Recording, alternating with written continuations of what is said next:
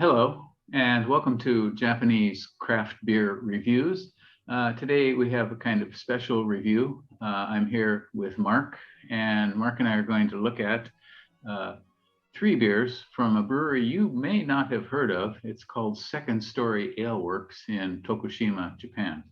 Mark, if you do not know, Mark is the author of this wonderful book called Craft Beer in Japan, The Essential Guide. And this is an English version. There's also a Japanese version that's available from Mark.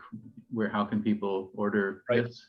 Right Wave Media, or you can get it on Amazon as well, and through the Japan Beer Times magazine. Okay. So you might want to take a look at this book if you are interested in craft beer in Japan. It is, as it says, the essential guide to that. All right, and so today Mark and I are going to look at this brewery called Second Story Ale Works in Tokushima, which is in Shikoku in Japan. And this brewery started in 2018, and they began bottling from November of 2019.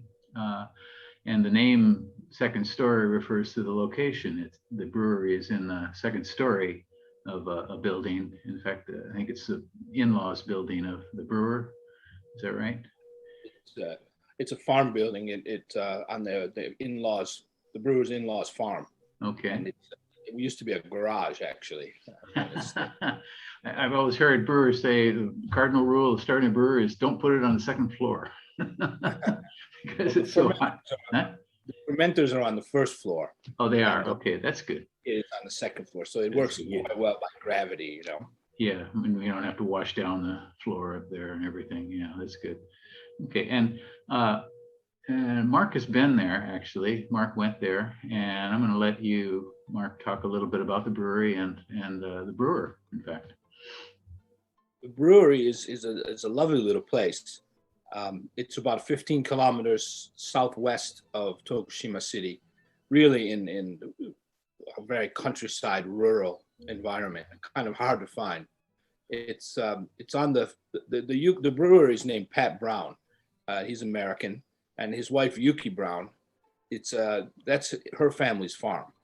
So her parents are still there farming mostly sudachi, which is a kind of Japanese citrus fruit, which is very famous from that prefecture. And it's like a yuzu in a way. It's something that you use to put on food or put in drinks, but you don't really eat. More like a lemon or a lime. And they're farming this and various other fruits. And they decided to move back there and to take over one building to live in and take over another building to make into their second story ale works. And so it's a beautiful place, just very steep valley with a little river running through it and surrounded by fruit trees. They don't have an on-premise license. They open on weekends, and you can go and you can get pints of draft beer, or you can buy bottles, and you can sit by the river and drink it if the weather's nice. So you can drink there, but there's no indoor facilities.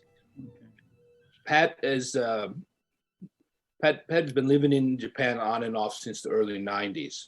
He came here, I think, as an English teacher, and then he worked through various other gigs. Yuki, he met while he was back in the States. She was a child psychologist, I think, or child therapist. And she was studying in the States, and that's when they met. And after having some kids back in Japan, he decided they wanted to let the kids spend some time living in the US so they would become fluent in English and understand American culture, like Native Americans, Native people. And they spent some time there. And while they were there, he took a brewer's course in Bend, Oregon. So that's where he was already a home brewer for a while, but he polished his skills in Bend, and they came back and opened this brewery. So it's an interesting family-run business. Very small. They've got a 500-liter brew kit, and they've got 6 fermenters, 500 to 1,000 liters. And I think I went there about a year ago, and it was during the pandemic, but they're mostly kegs and mostly people in the prefecture buying bottles. And they were doing quite well, not having to rely on a pub So that helped them through the pandemic, and they were selling pretty much everything they could brew, and already talking about the need for upcoming expansion, probably. Wow. You know. Okay. So Okay. Yeah. yeah, so really nice people in a really beautiful farmhouse setting. So it's a lovely place to go. It'd be great if they had a little pub there, but I don't think eventually, maybe. Yeah. Maybe in the future. Yeah. Yeah. Yeah. They I mean, right off the bat, started making some interesting beers. I think saisons. In fact, we both had their saison. What was it called? A farmhouse Americana and Japonica last year. Those were exceptional beers.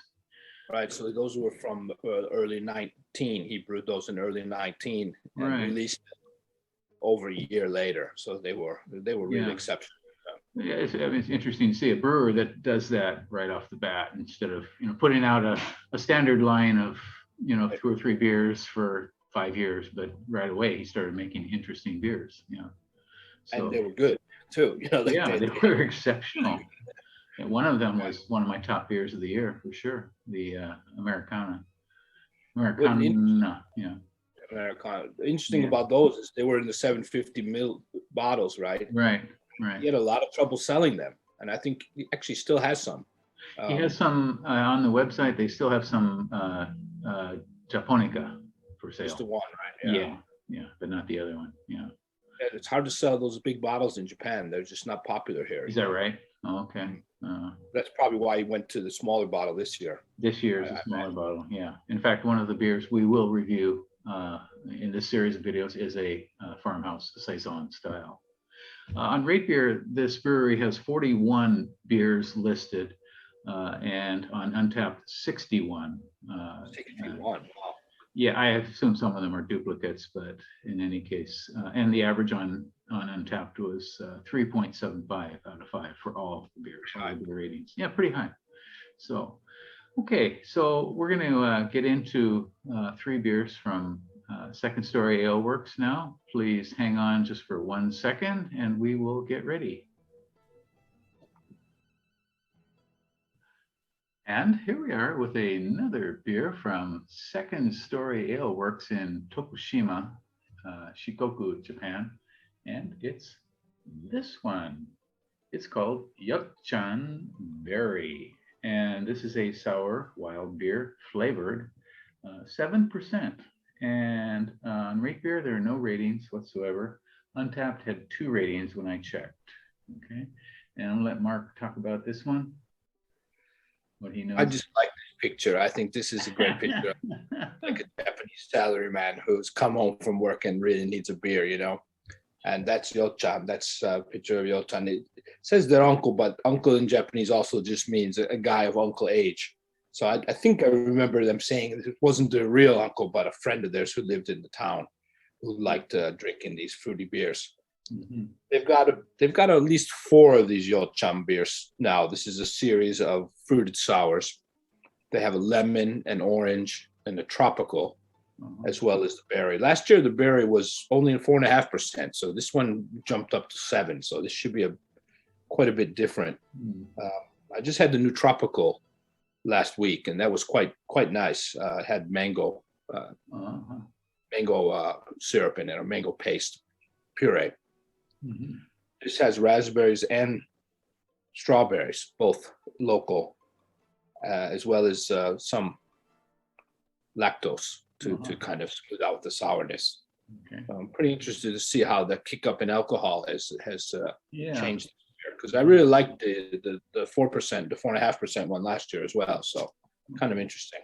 Yeah, the Second Stories, they often use lots of local products in their beers, local grain and fruit, especially. Maybe some which they grow themselves. Okay. All right, 7%, and let's give this one a go. Let's go.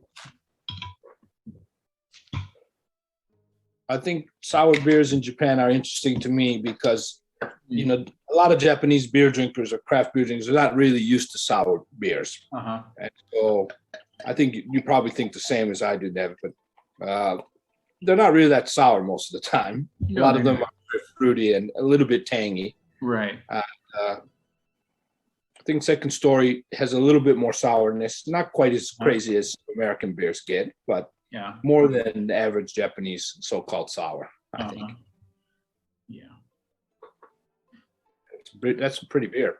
It is very pretty. I would say it's light pink rose color with a very gently pink head of foam. Yep.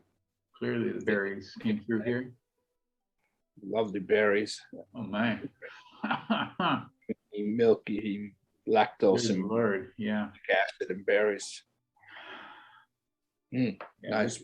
For me, I'm primarily getting strawberry in the nose. The strawberry's coming in pretty well, isn't it? Yeah. Yeah, it has a light lactic buzz in the nostrils. Okay.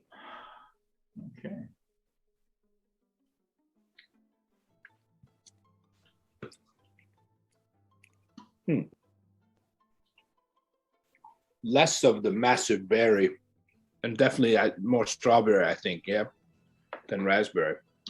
Yeah, raspberry is listed first, but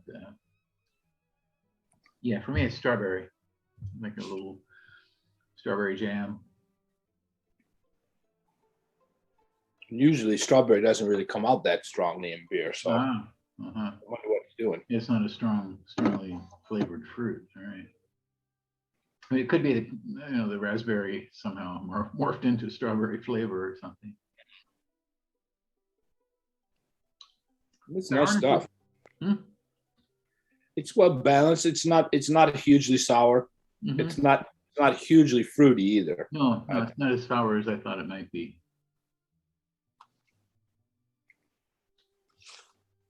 It's got definitely a lot of tang though.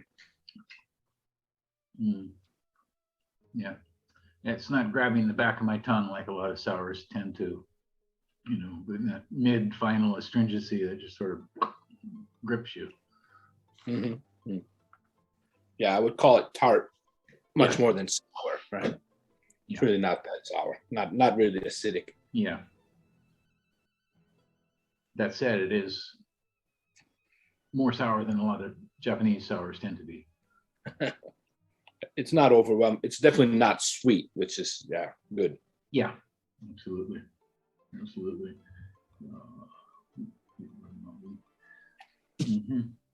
Okay. You have any idea what the hops are in this? No, I think it's only really lightly hopped. Very lightly, yeah. Yeah. I know some brewers don't put no hops whatsoever in their fruited sours, Nothing to interfere with the fruit experience.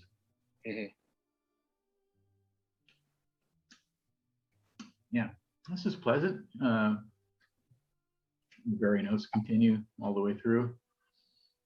I'm not really sure what if this was fresh fruit directly into the beer, or if it was frozen first. I mean, I'm pretty sure that at least last year they said they were all local. It was local fruit, fresh fruit put in. But, they don't have these are very seasonal fruits, so you're not going to have it all whenever you want to brew.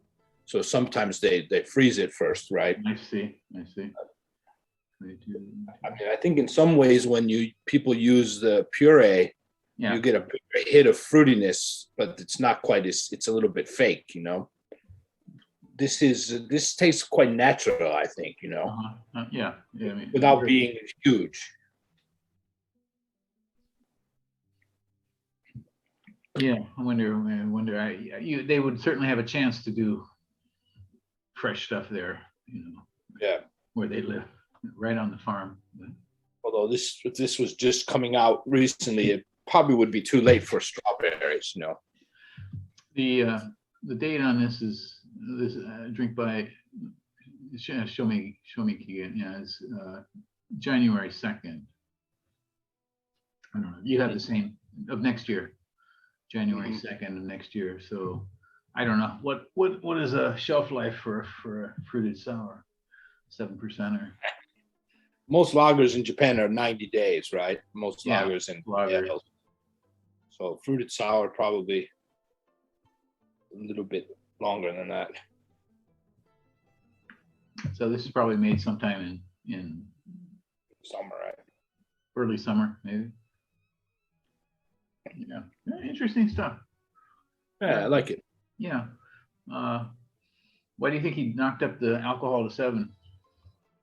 Maybe Yocchan wanted a bigger buzz. That would explain it. Sorry, Yocchan, but I understand. Yeah, interesting beer. And yeah, so what would you give this one, Mark? What would you think? About a 3.6. Okay, I think maybe 3.5. Yeah, for me. I've said many times I'm not a big fan of sour beers. For me, they're interesting, but they're kind of a sideline to what beer really is. And yeah, it's okay. And I know a lot of people like them, but I like the tropical one a little better. That came in the same set, but that was a little more acidic, a little more flavorful. Okay. This is nice. This is nice, but I also, I mean, I like barrel aged sours, that kind of thing, that are more complex. These kind of kettle sours are also don't really make me so excited anymore. Yeah. Well, you can understand why brewers make them. I mean, it's so much easier to, get it out, get it out to the public quicker and that sort of thing. Yeah. Yeah. Interesting stuff. Okay. All right. Well, once again, what we were drinking here was called Yocchan Berry, and it's a 7% sour wild ale made by Second Story Ale Works in Tokushima, Japan. I think Mark and I would both say that these are beers you want to try. Yep. Solid stuff. Definitely worth trying. Yeah, if you can get them, if you live in Japan, you certainly can. You can go on to their website, and they're selling a variety of different sets, and very easy to order. And I hope you do. And please subscribe to the channel and leave us a comment. If you have something to say to Mark or to me, or something you want to talk about in reference to Second Story Ale Works, please do. Okay, that's it for now. Okay, you take care. Stay healthy. Bye-bye. Bye-bye.